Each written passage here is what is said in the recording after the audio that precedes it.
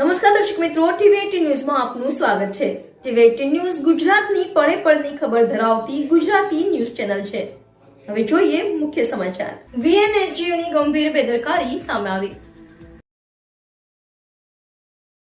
વીએનએસજીયુની ફરી ગંભીર બેદરકારી સામે આવી। પરીક્ષાના એક નહીં પણ બે વાર ઓનલાઈન ખોટા પેપર મોકલી દીધા।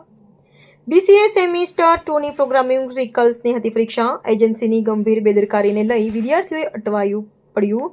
1 લાખથી વધુ પરીક્ષા મોડી લેવાઈ। ત્રીજી વાર પેપર મોકલતા તે સાચું નીકળ્યું।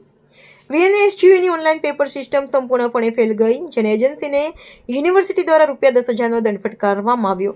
જો ભવિષ્યમાં ફરી પાછી એજન્સી દ્વારા આ ભૂલો કરવામાં આવશે તો તેઓ વિરુદ્ધ કડકમાં કડક પગલાં લેવામાં આવશે।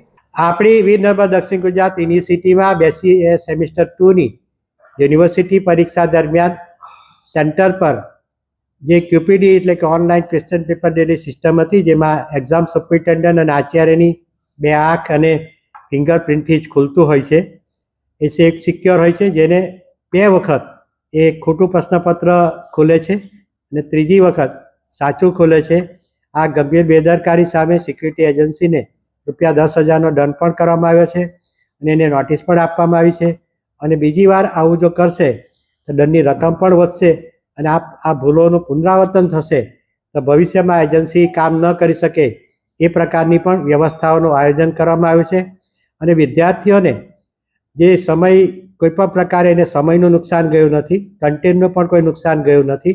એને પૂરેપૂરો સમય પૂરેપૂરું એને કન્ટેન્ટ આપવામાં અને પરીક્ષકોને પણ સૂચના આપવામાં આવી છે કે આ વિદ્યાર્થી આ પરિસ્થિતિની અંદર તેઓએ પરીક્ષા આપી છે અને એની અંદર વિદ્યાર્થીઓને સંપૂર્ણપણે મન શાંત રાખીને આ પરીક્ષા આપવાની અમે અપીલ પણ કરી છે અને સદર એજન્સીને નોટિસ પણ આપવામાં આવી છે।